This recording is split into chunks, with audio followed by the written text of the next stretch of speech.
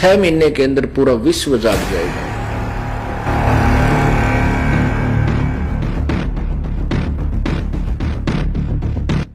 ये दास जो सत्संग कर रहा है, ये थी जिस दिन किसी पुण्यात्मा के भाग उदय होंगे किसी चैनल वाले के, और इस ज्ञान को हिम्मत से करके चला देगा,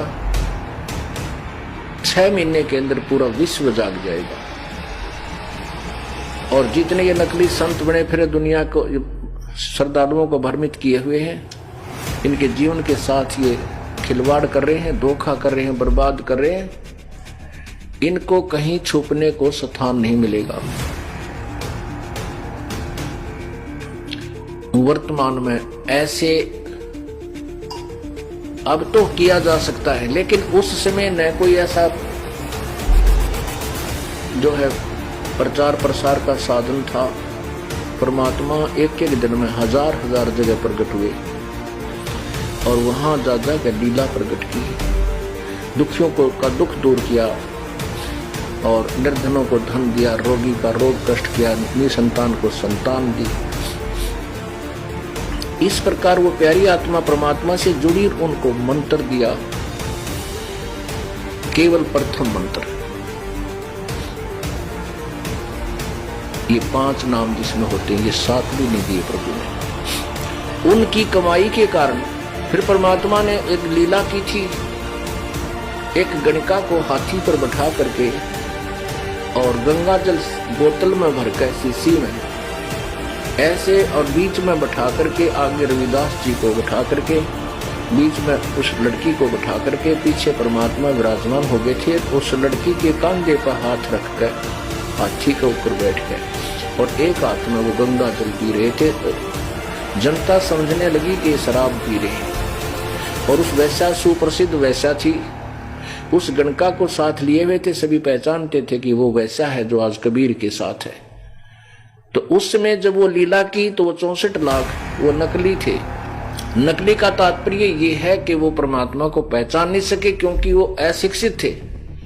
और परमात्मा बंदी छोड़ कबीर परमेश्वर जी जो दास अब ज्ञान प्रचार करा, ये उन्हीं का प्रदान किया हुआ दास केवल रिपीट कर रहा है। उसमें अशिक्षित होने के कारण जनता परमात्मा को नहीं पहचान सकी, क्योंकि सदग्रंथों से वो मेल नहीं कर सके जो भगवान कहा करते थे। इसलिए वो सभी उसमें विमुख हो गए। कुछ तो ऐसे विमुख हो गए कि कोई बुराई नहीं की अपने गुरुदेव की, लेकिन लोगों की शर्म से वहां जाना छोड़ दिया। कुछ जो गुरुद्रोही हो गए वो तो कभी नहीं आएंगे मालिक के चरणों में, लेकिन अधिकतर केवल परमात्मा के पास जाना छोड़ दिया। और लोग बहकाने लगे कि वो भगवान थोड़ा ही हो सकता, तो उनको ये भी जज की वह गुरु जी ने कमाल कर दिया और गलती तो बनेगी दिया, लेकिन वो गुरुद्रोही नहीं हुए। तो वो 64 लाख जो है अब उस परमात्मा की समर्थ उस समय जो भक्ति दी उन्होंने, किसी 2 वर्ष की, किसी 10 वर्ष की, किसी 15 वर्ष की, किसी 20 वर्ष की, तो उसके कारण अब उन्हीं के मनुष्य जन्म होते हुए आ रहे।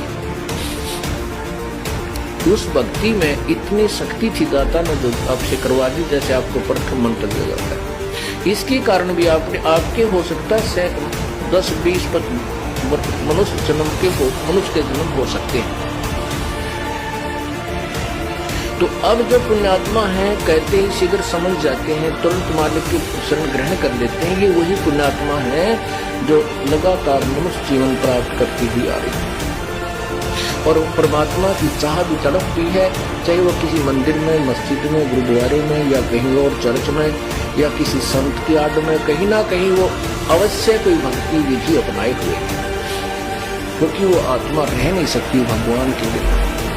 और परमात्मा जैसा भी उनको ज्ञान मिला प्रभु के विषय में, वो भोली आत्मा ने स्वीकार कर रखा है और उसी पर दृढ़ हो रही है, लेकिन कोई लाभ विशेष नहीं है।